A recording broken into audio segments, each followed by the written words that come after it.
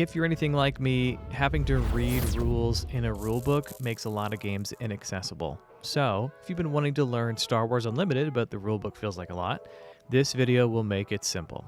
Instead of listing rules, I'm going to teach you how to play the game by walking through a real game, step by step, explaining mechanics as they actually come up.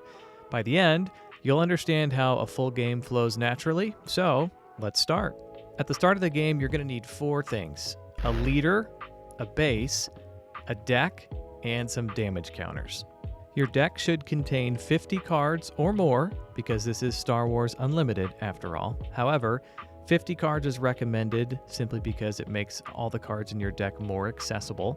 If you're not ready to build your own deck yet, there are lots of ready-to-play decks that you can purchase. To win the game, you have to reduce your opponent's base to 0 hit points. Most bases have 30 hit points, so once you get that number down to 0, you win the game. And for the damage counters, there are some that will come with those ready-to-play decks. In addition to that, you can also purchase some third-party options, one of which you'll see in this game today. Speaking of damage counters and tokens, you'll see a token right in the middle. It's called the Initiative token. And one player will start the game with this token, and that means that they get to go first. And you'll see that throughout, that token will switch from side to side. Now, to get the game started, each player will draw 6 cards, and they will resource 2 of those cards, meaning they will put them in front of them face down. Those cards typically will not be used during the game in play, other than as a resource which you can spend to play cards that are in your hand. When you draw your cards, if you look at your hand and you don't like what you drew, you have one opportunity to mulligan, during which you can shuffle those cards back into your deck, thoroughly shuffle your deck, and then draw 6 new cards. So for the first card played this game, you can see that blue player has exhausted 2 of his resources to play the Resistance X-Wing. The yellow number in the top left is the cost to play the card. The red number is the amount of damage it does, and the blue number is the hit points. The orange player is now playing their first card, which also costs 2 resources to play. So they have exhausted 2 resources, and in addition, notice that each unit has come into play exhausted, meaning it's turned sideways. Units will always come into play exhausted unless they have the keyword ambush, in which case they can come into play ready, and they can attack another unit. At this point, we see the blue player performing what's called taking the initiative. That is one of the things that you can do during your turn. As you saw, you take turns one at a time performing an action like playing a card. One of those actions is also taking the initiative. So the player who takes the initiative gets to go first during the next round. Now begins the regroup phase. You can see that both players have readied up their resources, and any units that are in play also become readied up. They also draw 2 additional cards, one of which they can add as another resource. And in the early game, it's definitely recommended that you do so. Later on, you can certainly choose to forego resourcing an additional card if you already have enough resources, but in the early game, it's very wise to resource a card.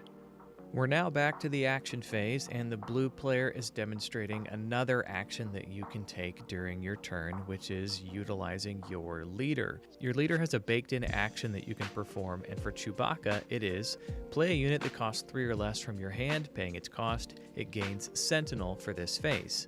When a unit has the Sentinel keyword, that means that units in the same arena can't attack your non-Sentinel units or your base, so that it essentially protects all of your other non-Sentinel units, and it protects your base from being attacked. So your opponent then has to attack the unit that has Sentinel, or choose not to attack at all. So we see that Chewbacca was turned sideways because every time you utilize a card, you do have to exhaust it.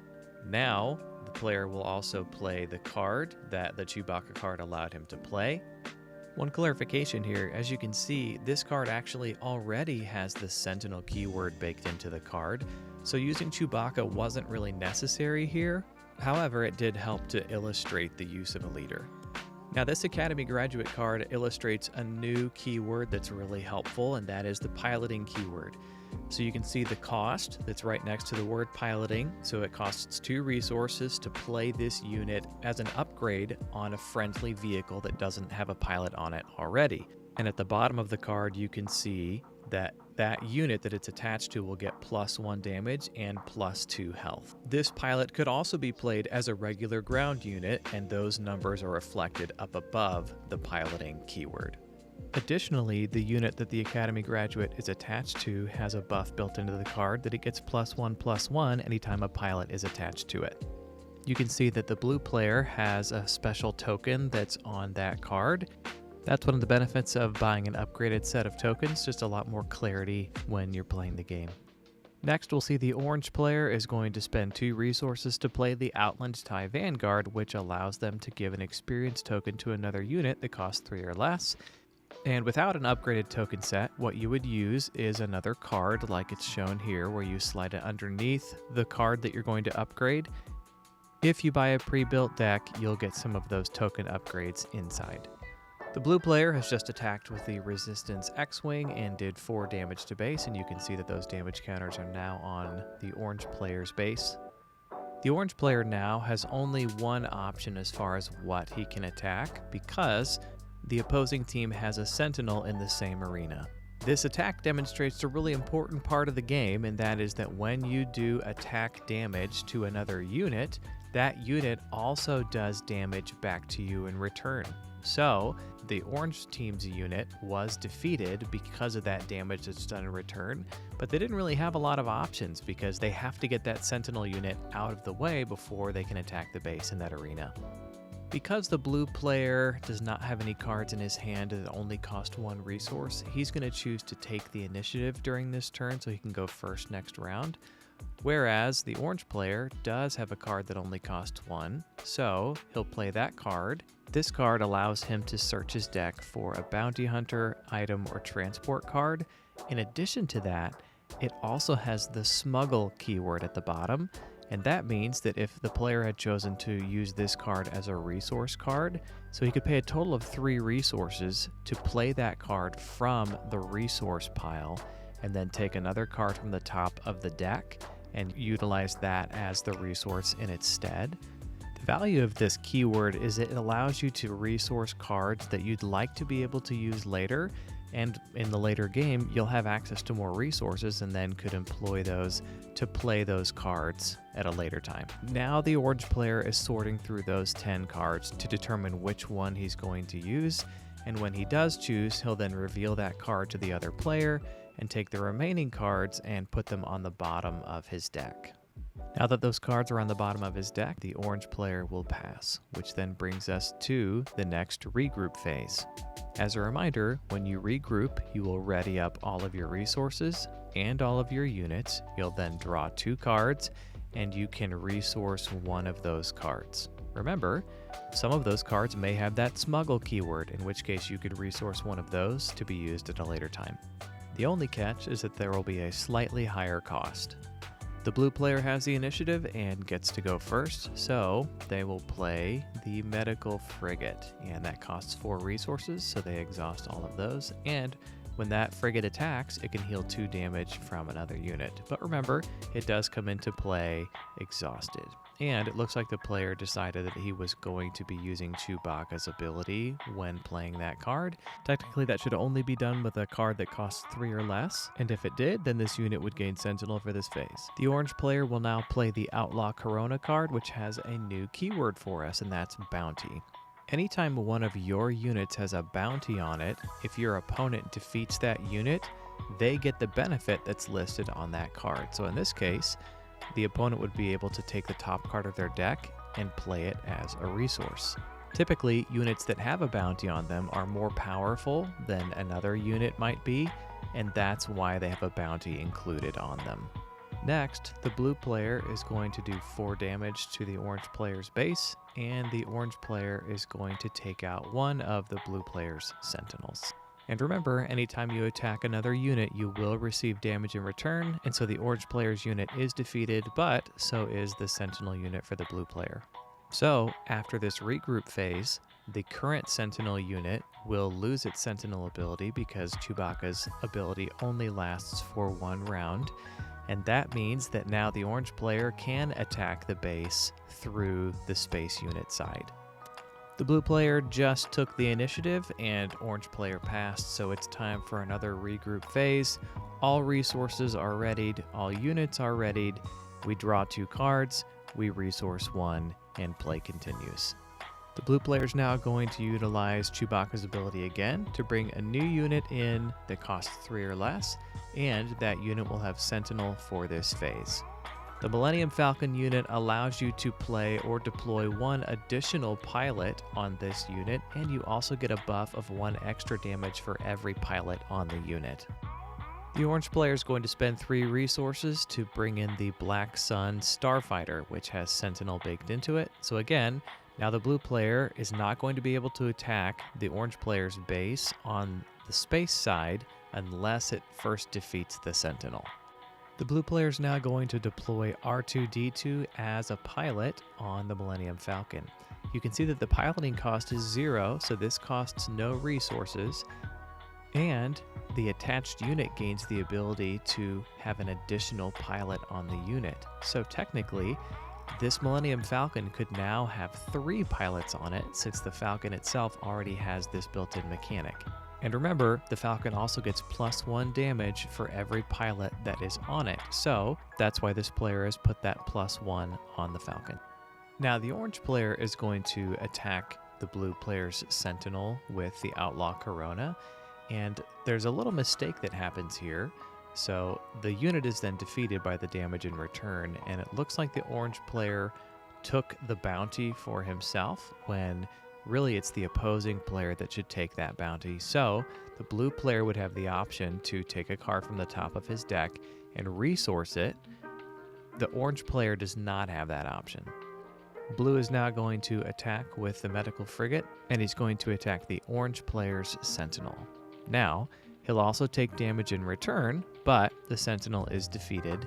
Additionally, at this point, he could have healed 2 damage from another one of his units because the medical frigate has that capability, but it seems he forgot to do so.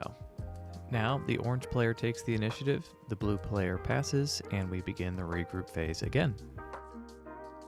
Now that both players have regrouped, the orange player is going to play Jabba's Rancor and spend 7 resources because this card allows whoever controls Jabba to spend 1 less on Jabba's Rancor, and this card also requires that damage be done to an opposing ground unit as well as a friendly ground unit, but since neither of those exist, nothing happens, which means now it's the blue player's turn, and he will play Chewbacca as a second pilot on the Falcon. When this is played on the Falcon, the unit gains, this unit can't be defeated or returned to hand by enemy card abilities. That's going to be really important in a few minutes. The orange player just picked up his leader because he is considering using the leader's epic action. The epic action can be used once per game, and it deploys the leader as a unit. He does decide to deploy Jabba as a unit, and when deployed, another friendly unit captures an enemy non-leader unit. So you'll see that he's about to inspect his options. He definitely wants to get rid of the Millennium Falcon, but he's not able to because the pilot, Chewbacca, prevents an enemy ability from defeating the card. So he'll have to defeat the other unit instead. You'll see that additionally, Jabba has an action which requires him to be exhausted if it's used. That's indicated by that arrow next to the word action. You can choose a unit, and for this phase it gains bounty. The next unit you play this phase costs 2 less. So if you were to place this bounty on an opposing unit's card and then defeat that card, you would be able to collect that bounty and spend 2 fewer resources on the next card you play. So now Jabba's friendly unit, the Rancor, captures an enemy unit, and when that unit is captured, it remains captured until the Rancor is defeated, at which time the card returns to the other player exhausted. Important note about leader units, when you use their epic action do come into play ready. This player also then attacked with Jabba, however it's important to note that you can't attack until the next turn. As blue plays the last unit of this phase, it's important to note that there are units called unique units. This isn't one of them, but for instance, the Millennium Falcon is a unique unit, and you know this because of the asterisk to the left of its name. So the rule is you can only have 1 unit that is this Millennium Falcon card in play at a time. However, if you had another Millennium Falcon card that had anything different about it, different card art, different subline, then you are allowed to use that Millennium Falcon. Blue is now doing a large amount of damage to the enemy base because not only does it have 2 pilots, it also got a +2/+2 token because the Wing Leader card was played. Orange player has already taken the initiative, so now it's time for the next regroup phase. By now, you've got a pretty solid understanding of the basic mechanics of Star Wars Unlimited. So, we'll watch the rest of the gameplay, I'll give you a couple notes here and there, and surprisingly, the game ends pretty quickly. So, watch how it escalates.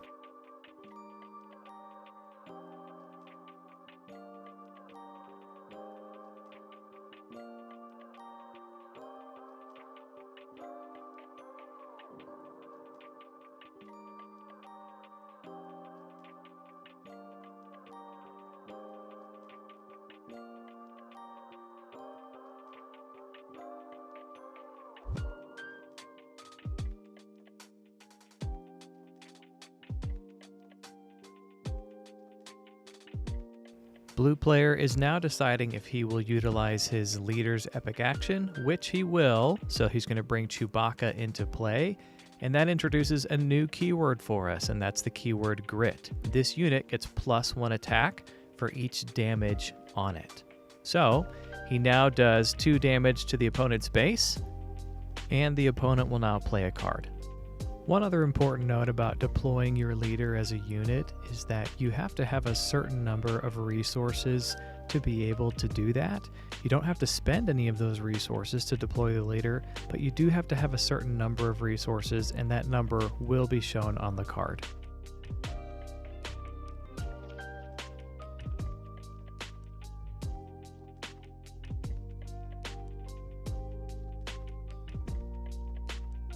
At this point, Jabba's Rancor does a massive amount of damage to the blue player's leader. In addition, anytime Jabba's Rancor attacks, it has to do 3 damage to a friendly ground unit and 3 damage to an enemy ground unit, which is what these damage counters are for.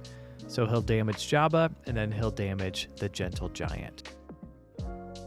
Chewbacca is now eliminated and brought back to its starting position. Chewbacca can still be utilized, however, the token that was just placed on the card means that the epic action has been used and cannot be used anymore. Also important to note, since the Gentle Giant took damage and it has the Grit keyword, it's now going to have a counter put on it that indicates that it has additional damage that it deals now. Last note here is that Chewbacca, when returned to its original position, should have been exhausted. It can still be used, but you'll have to wait until the next phase to do so.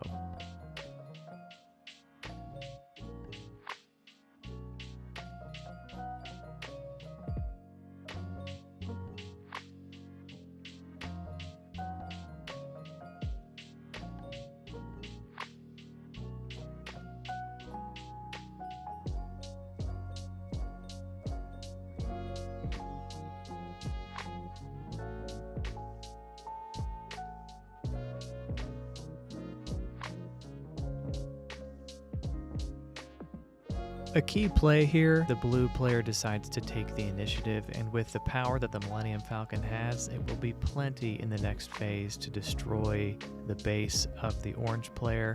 Unfortunately, the orange player did not have a lot of options, as they had to get a space unit into play in order to be able to even attack and to wipe out the Millennium Falcon the next round.